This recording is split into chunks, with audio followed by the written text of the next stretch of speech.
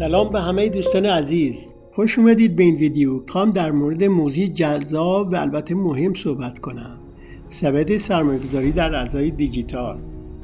اگر با توجه به وضعیت تورمی میخواهید با حفظ ارزش پولتون اون هم در جایی مطمئن نگهداری کنید و در این حال میخواهید همگام با افزایش دلار و افزایش قیمت ارزهای دیجیتال به بنیه مالی خود کمک کرده باشید، میتونید با دیدن این ویدیو روش سرمایه‌گذاری در ارزهای دیجیتال را با ریسک کم یاد بگیرید. همچنین در این ویدیو یک سبد عالی از ارزهای دیجیتال را معرفی میکنم که آینده خوبی دارند. خب بیشتر معطل نکنم و برم سراغ سبد سرمایه‌گذاری. پس تا آخر این ویدیو همراه من باشید.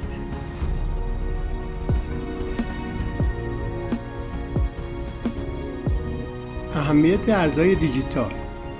بگذارید مقدمه کوچکی در مورد ارزش ارزهای دیجیتال بگم و اینکه اگر تا حدود 12 تا 13 سال پیش در مورد ارزهای دیجیتال صحبت میشد، اغلب مردم کم اطلاع بوده و به اون اهمیتی نمیدادن.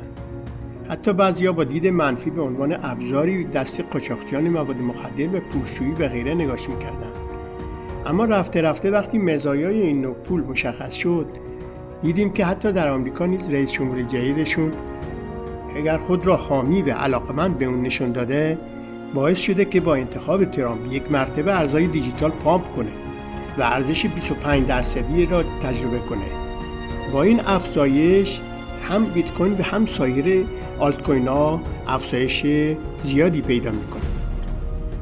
اما به غیر از این، اخیراً خیلی از کشورها به تدریج با اصلاح قوانین خود تونستن تا حد زیادی با نظارت و کنترل و خرید و فروش و گسترش قانونی بازار ارزهای دیجیتال به رشد اون کمک کنند. احتمالاً تا چند سال دیگه رواج تبادل پول از این طریق بیشتر و بیشتر میشه. اما در ایران با توجه به نوسانات اقتصادی تورم بالا و کاهش ارزش پول ملی، استفاده از ارزهای دیجیتال به عنوان یک روش جدید برای حفظ سرمایه به شدت مورد توجه قرار گرفته و با این ارزها تحریم‌های بین‌المللی تأثیرات کمتری بر ذخیره دارایی میتونه داشته باشه و تبادل این ارز دیجیتال را بین حتی کشورها بسیار بسیار راحت میکنه. علاوه بر مزایایی که در ایران برای نگهداری این ارزها وجود داره، به طور کلی مزایای جهانی این ارزها را میتونیم به 3 دسته تقسیم کنیم. 1. عدم وابستگی به بانک‌ها. وابستگی به بانک‌ها در ارزهای دیجیتال وجود نداره و این ارزها به سیستم‌های بانکی وابسته نیستند. پس از این امکان میتونن به هر زمان و در هر مکان ما سرمایه‌هایی که داریم را دسترسی داشته باشیم. 2. حفظ ارزش. برخی از ارزهای دیجیتال مثل بیت کوین و اتریوم پایگاه امنی هستند در برابر تورم. 3. پتانسیل رشد. بازار ارزهای دیجیتال همواره در حال تغییر و نوسان هستند و این امکان را به ما میدن که در صورت انتخاب درست سودای کلانی را به ما بدن. اول از این که بیایید روشن کنیم چرا باید به فکر سبد سرمایه‌گذاری باشیم. چون بازار ارزهای دیجیتال یکی از پرنوسان‌ترین بازارهای مالی هست، قیمت‌ها میتونن در عرض چند ساعت به شدت بالا برن یا سقوط کنن. بنابراین اگر همه پولتون را روی یک ارز خاص بگذارید، خطر و ریسک زیادی را ممکنه تحمل کنید. اینجاست که تنوع بخشی به سرمایه گذاری وارد میشه. داشتن یک سبد متنوع از ارزهای مختلف به شما کمک میکنه تا ریسکاتون را توزیع کنید و احتمال ضرر بزرگ را کاهش بدید. قبل از اینکه سبد سرمایه گذاری را براتون توضیح بدم، بگذارید چند نکته کلیدی و مهم را براتون روشن کنم تا یک استراتژی خوب برای خودتون داشته باشید. در استراتژی که برای سبد سرمایه‌گذاری به کار میبرید، این نکات را باید حتما رعایت کنید. 1. هدف خودتون را مشخص کنید. این که شما به دنبال هدف کوتاه مدت و سریع هستید یا برای بلند مدت خریداری میکنید، که توصیه من این هست که برای بلند مدت خریداری کنید چون ضرر کمتر و سود بیشتر داره. اگر هدف شما کوتاه مدت هست، روی ارزهای پرنوسان بیشتر تمرکز کنید، ولی برای این بلند مدت حتما ارزهای پایدارتر و پروژه‌هایی که کاربردی‌تر هستند استفاده کنید. نکاتی که باید در نظر داشته باشید این هست که در تنوع خرید ارزها زیاده روی نکنید. خرید تعداد زیادی و انواع زیادی ارز که بعضی از آنها نیز ناشناخته هستند فقط مدیریت خودتون را سخت می‌کنید. مدیریت احساسات داشته باشید، یعنی در بازار نزولی تا ارزی را خریدید و کاهش پیدا کرد فوراً نفروشید و در بازار صعودی نیز زیاد هیجان زده نشوید. نظارت منظم داشته باشید بر سبدتون، یعنی هر سبدتون را هر چند یک بار بررسی کنید و در صورت نیاز تغییرات لازم را روی اون اعمال کنید. برای اینکه سبد ارزهای دیجیتال را تشکیل بدیم، ابتدا آشنا بشیم به دسته‌بندی‌های مهم ارزهای دیجیتال. ارزهای دیجیتال به طور کلی به 3 دسته تقسیم میشن. یک، بیت کوین و اتریوم ستون‌های اصلی بازار ارزهای دیجیتال هستند. به این ارزها کم ریسک ترین ارزها هستند. دوم، آلت کوین ها مثل کاردانو، پولکادات یا سولانا. این ارزها پتانسیل رشد بالایی دارند ولی ریسک پذیری بیشتری هم دارند، یعنی افزایش و کاهش آنها سریعتر اتفاق میفته. سوم، میم کوین ها. میم کوین ها مثل دوج کوین، نات کوین یا شیبا، اینها سرگرم کننده هستند ولی به احساسات بازار وابسته‌اند و احتمال افزایش شدید و کاهش شدید اینها بیشتره و ریسک آنها هم به مراتب بیشتر از 2 دسته قبلی هستش. پیشنهاد من اینه که همیشه درصد بیشتری از سبدتون را به بیت کوین و اتریوم اختصاص بدید چون بیشتر ثبات دارن. در جدول بعدی دسته‌بندی ریز اینها را خدمتتون عرض میکنم. ما شروع میکنیم برای تشکیل سبد ارزهای دیجیتال با استفاده از تجربیات تریدرهای معروف مثل کریپتو مایکل و کریپتو ریور که تریدرهای معروف توی بازار هستند. از اطلاعات اونها هم استفاده کردیم. البته من توصیه خرید هیچ کدوم نمی کنم و مسئولیت به عهده خودتون است. فقط تجربیات خودم را و بررسی‌هایی که کردم را توضیح میدم خدمتتون. عرض کنم که کریپتو ریور در مورد بیت کوین اینجا صحبت کرده که همینطور که مشاهده میکنید توی نمودار 4 ساعته کنج نزولی رو تشکیل داده و تا چند روز دیگه توی رنج هست و احتمالاً اگر از بالا بشکنه میره تا بیت کوین تا 107,000 میرسه و اگر از پایین هم بشکنه تا 84 یا 85,000 نزول میکنه.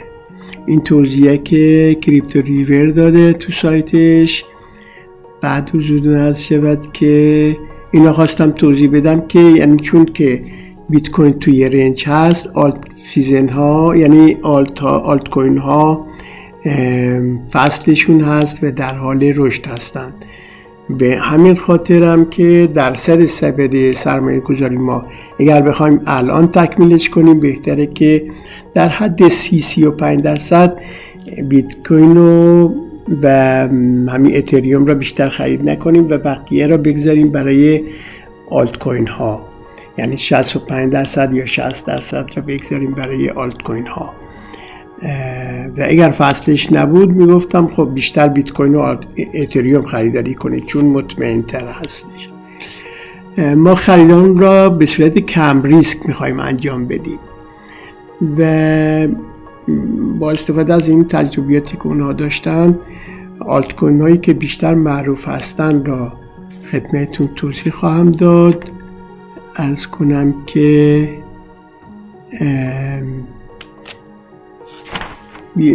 بهتره که خب از سولانا شروع کنیم. سولانا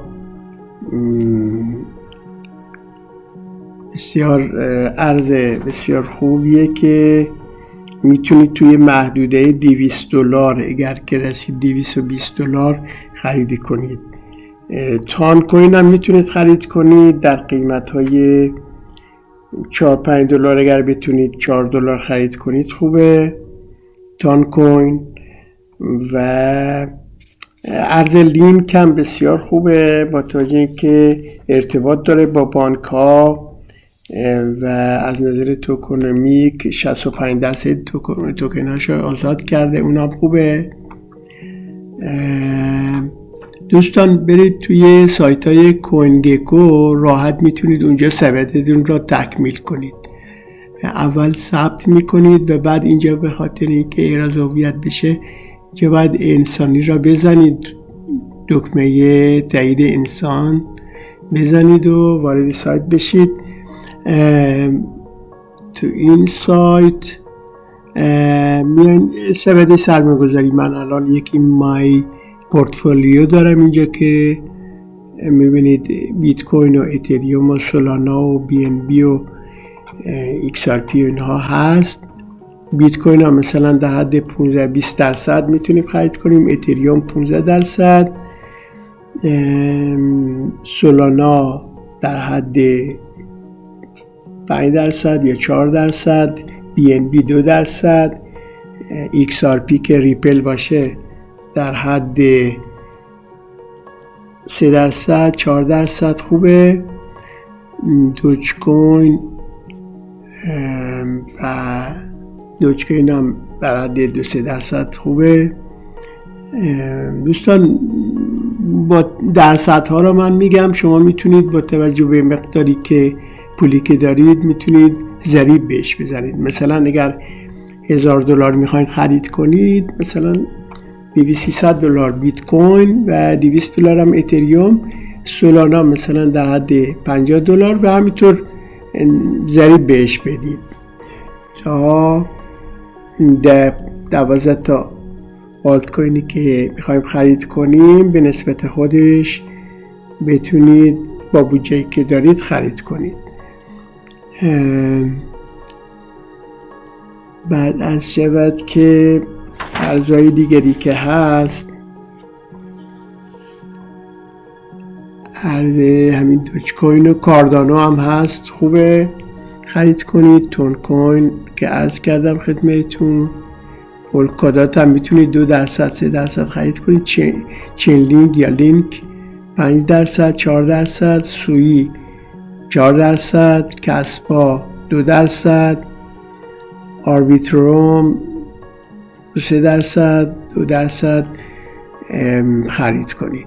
تا حالا 10-12 تا فکر کنم که آلت کوین خدمتتون عرض کردم. ارز نیر هم خوبه چون در دسته هوش مصنوعی است و قابلیت رشد خوبی داره. نیر هم آینده داره، میتونید برای میان مدت خریداری کنید. ارز سویی خیلی خوبه. بعد از شبت که ارز تاو، ارز STX، اینا هم ارزهای خوبی. اگر که بیشتر خواستید و میتونید اینا رو مدیریت کنید، میتونید تا 15 تا آلت کوین خریداری کنید. ارز ماتیک یا پولیگان هم که الان اسمش عوض شده، ماتیک شده POL، اول پولیگان اسمش عوض شده، پول USDT هم بزنید اونم را میاره براتون، میتونید خرید کنید. خریدهاتون رو سعی کنید توی کف ها خرید کنید. توی وقتی که رشد پیدا کرده اونجا خرید نکنید چون میاد پایین و ضرر میکنید. حتی میان مدت و بلند مدت اون هم سعی کنید پله‌ای روش DCA و در کف ها حتما خرید کنید. توصیه من این هست. از ارز فانتوم هم اینجا میبینم خوبه، اونم میتونید اضافه کنید. فولوکی هم بد نیست. اینا در حد 2-3% میتونید در کدوم خرید کنید. انشالله موفق باشید. کانال من را حتما سابسکرایب کنید، چون در آینده این ارزها رو توضیح بیشتر خواهم داد خدمتون. آل سیزن ها شروع شده، حتما توی آل سیزن توی کف ها خرید کنید تا 20 روز یک ماه دیگه سبداتون رشد میکنه. حالا چند درصد نمیدونم ولی رشد میکنه سبدتون. از اینکه تا پایان این ویدیو همراه من بودید متشکرم و نظرات خودتون را و سوالاتی که احتمالاً دارید در کامنت ها بنویسید.